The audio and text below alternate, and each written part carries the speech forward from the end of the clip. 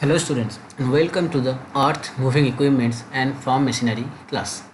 Myself Shankho Ghosh, Assistant Professor of Automobile Engineering Department at Dr. Sudhir Chandra Sur Degree Engineering College under the JIS group.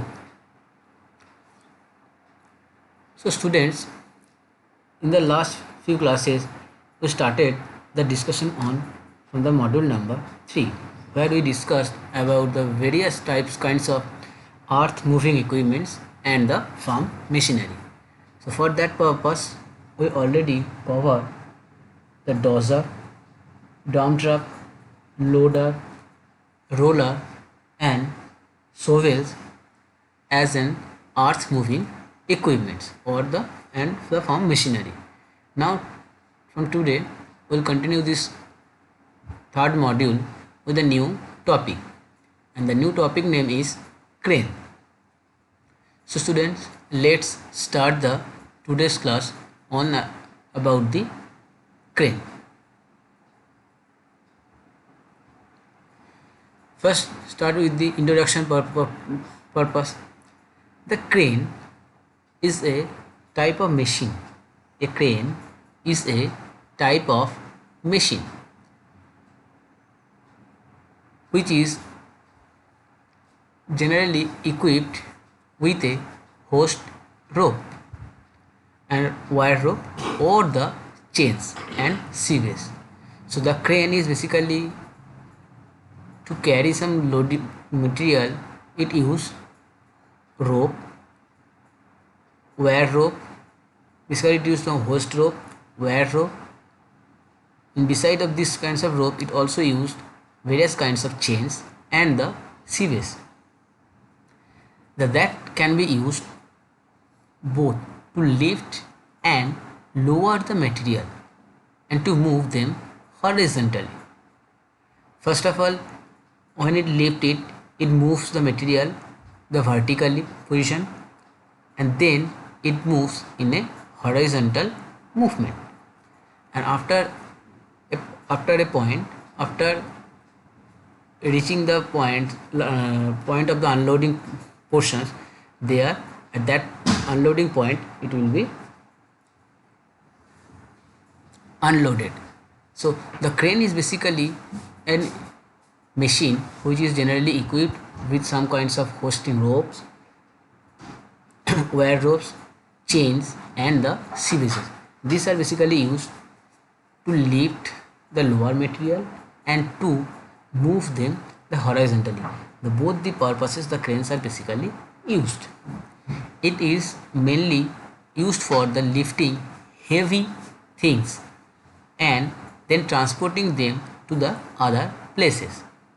The device use one or more the simple mechanism, mechanics to create the mechanical advantage, and thus move loads beyond the normal capability of a human. So these machines have the mechanical advantage that moves the load which is beyond the normal capability of a human. The cranes are commonly employed. These cranes are commonly employed in the transport industry for the loading and the unloading of the freight, in the construction industry for the movement of the material, and in the manufacturing industry for the assembling of the heavy equipment. So here in the picture you can find out that the red colors are the stand of a crane, and here there is a arm are there, and this one the crane which is connected with the rope, and it carry a engine body with the help of some computerized mechanism. Here it basically the crane is working on a mechanical component and it getting some kinds of power with the computerized. The computer control the switch which is helps to lifting ups and down of the material, and then it moves from the horizontal way. So in this way the crane can carry a huge kinds of load which is not available, which is not possible for a human body. So this for that reason the cranes are used in the manufacturing industry, in the assembling industry, and the various kinds of workshop to hold or to lift the materials. After knowing the introduction of the crane, now coming to the history of it. The first known crane machine was Sadov, which is used a water lifting device that was invented in the ancient of Mesopotamia, which is known as the modern Iraq, and then appeared in incidents of Egyptian technology. So here in this picture you can find out that there is a stand here, and this one is the arm, and this one is used to water lifting, is used to lifting the water. So these are the first man-made crane, which is called as the Sadov. These Sadovs are basically seen in the timing of the ancient times and at a Mesopotamia times, which is now in modern world the Mesopotamia is known as the Iraq, and then after the Mesopotamia this is appeared in the ancient of the Egyptian technology. The construction of cranes later appeared in the ancient Greece, where they were powered by men or some animals. Such as animal, it basically used the donkey to load lift some material, and then it used for the construction of the buildings purposes. So after the Mesopotamia, then it used in the Egyptian time, and after that it also used in the Greece in the ancient Greece. After the uses of Greece, that time the men or the animals, especially donkeys, are basically used to control this crane. After that, a large crane were later developed. After all of this, later large crane were developed. Large crane were developed in the Roman Empire. During the Roman Empire, the large types of crane were developed, and it employing the use of the human trade wheel. That time it use of the human trade wheels and permitting the lifting of a heavier weights. So during the Roman Empire, the large crane was developed, and it was employing the use of the human trade wheel and permit the lifting of the heavier weights. In the higher Middle Ages, harbor crane were introduced to load and unload the ship and assist with their construction. So after the Roman Empire, in high Middle Ages, the harbor cranes were introduced. These harbor cranes are basically used to load and unload the ships and assist with their construction. Some were built into some stone tower for the extra strength and its stability.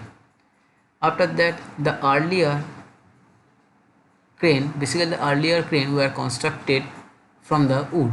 Here you can see in this picture the first crane, which is called as the Sadov, which is made by the wood. But nowadays cast iron and the steel took over with the coming of the industrial revolution. So after the industrial revolution, So the cranes are made by the cast iron and the steel material. So for the many centuries, the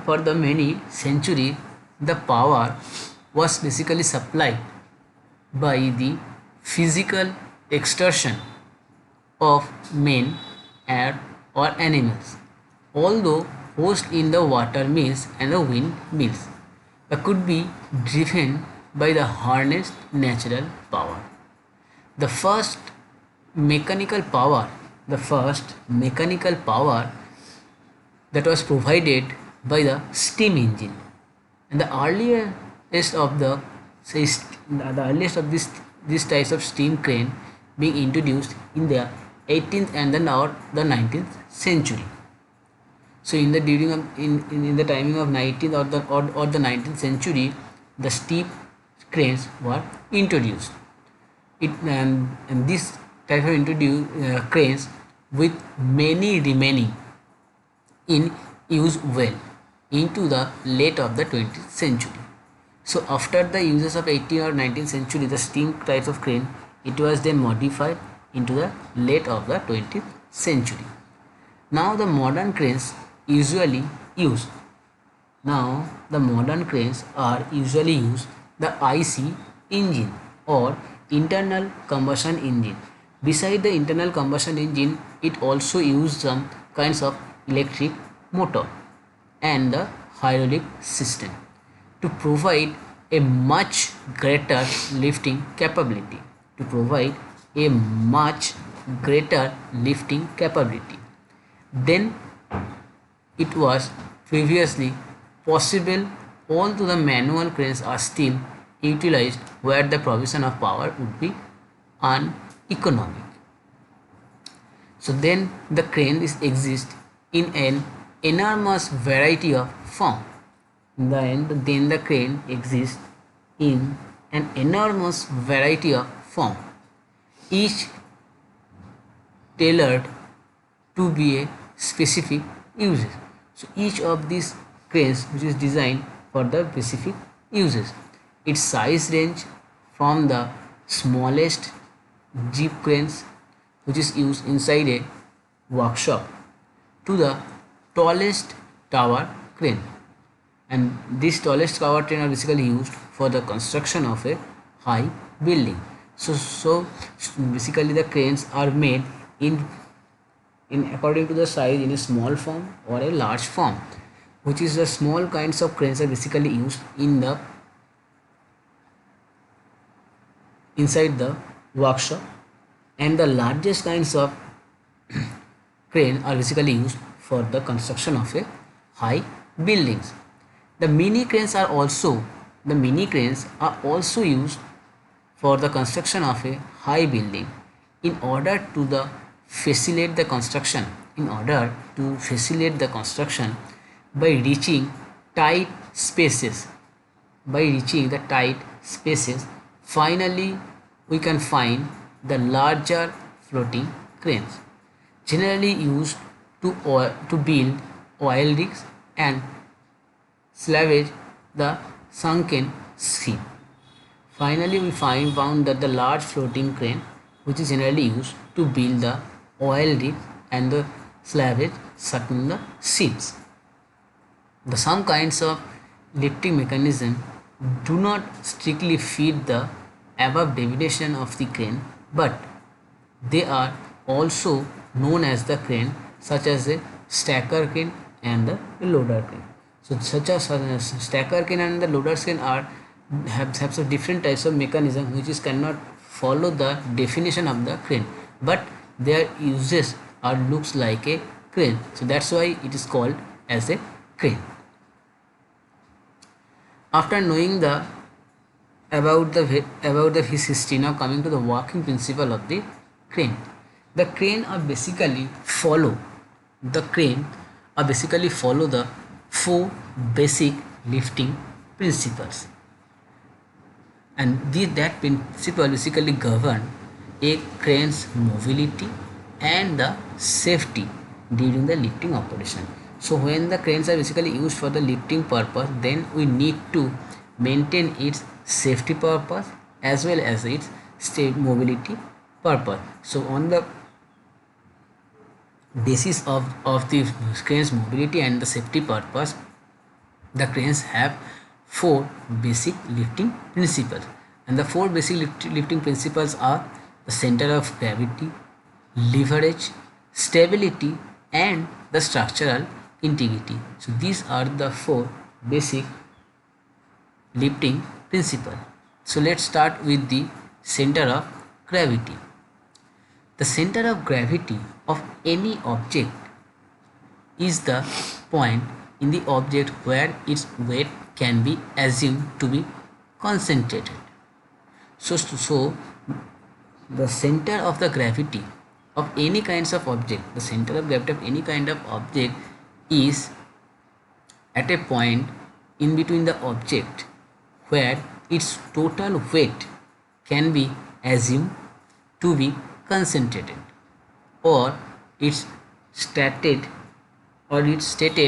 in another way that it is the point in the object around which its weight is evenly distributed. So the center of gravity can be defined in the two ways. First one, the center of gravity of any object is defined as a point in the object where the total load of the objects can be assumed to be concentrated. So this one is one types of definition of the center of gravity, and there are another definitions are also available, that is the center of gravity is the point in the object. So center of gravity of any object is a point in the object around which total weight is evenly distributed. First one is at a point where total weight can be assumed to be concentrated, and another definition was that point where around this weight is evenly distributed. Now the location of the center of gravity.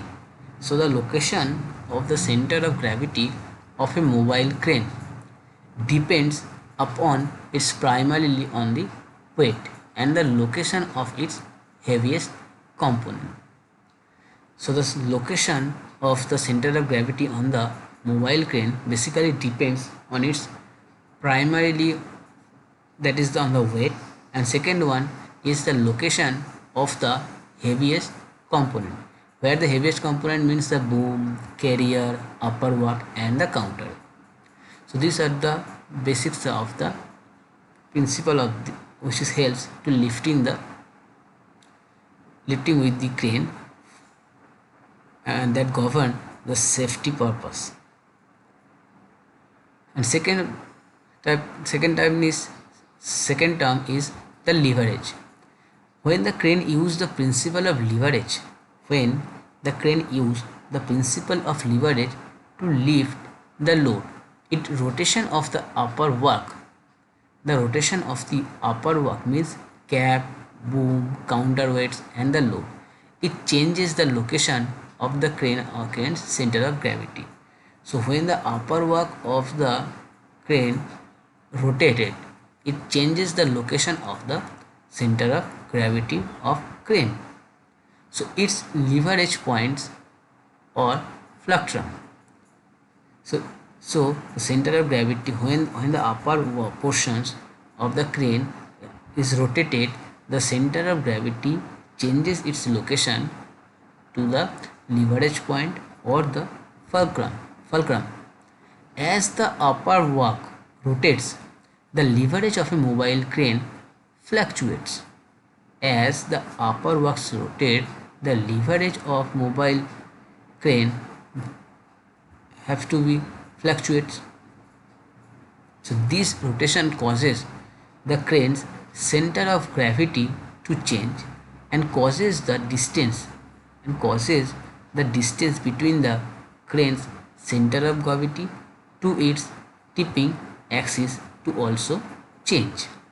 So that's why the stability can be affected by the fluctuating of the leverage the crane exerts on the load as it swinging.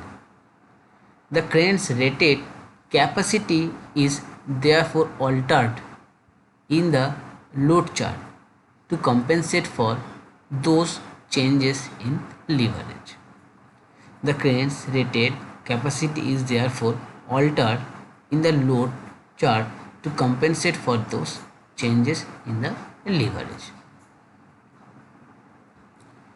Now coming to the stability portion. The stability of a crane could be affected. The stability of a crane could be affected by the support of which the crane is resting. A crane's load rating is generally developed for the operation under the ideal condition, that is, a level firm surface. The unlevel surfaces or the soft ground therefore must be avoided. In area where soft ground poses a support problem, for stability mats and or blocking should be used to distribute a crane's load and maintain a level of stability condition.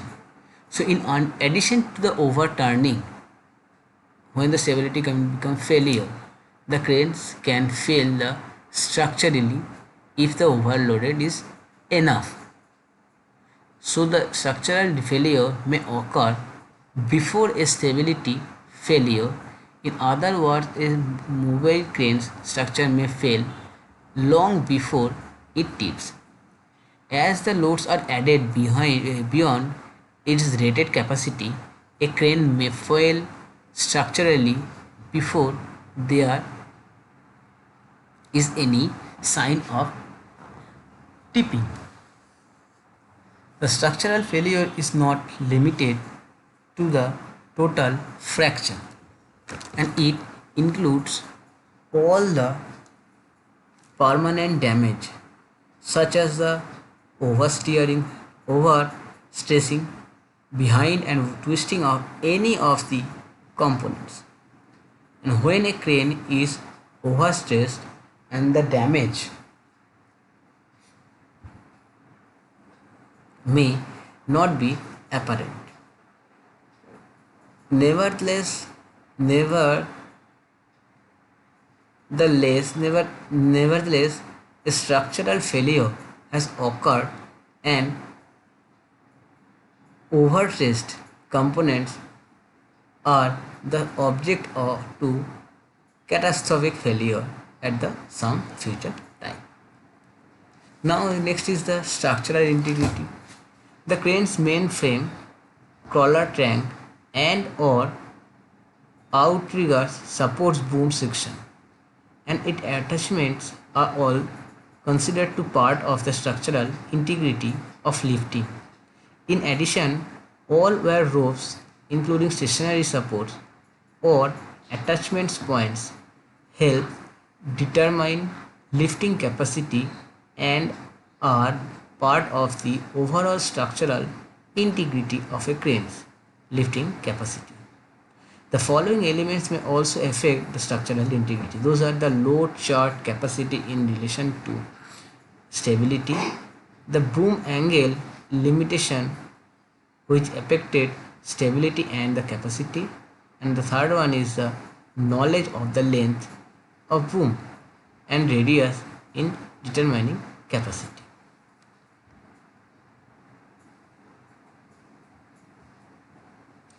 So students, here in this today's class we discuss about the cranes introduction section and we also study its history and its working principle. From the next class we continue this topic with its general layout and the types of cranes. So till then, stay at home and stay safe. Thank you so much, student.